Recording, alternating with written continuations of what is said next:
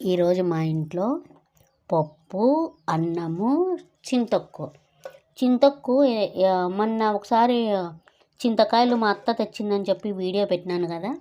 అవి రుబ్బినామని చెప్పినాను కదా.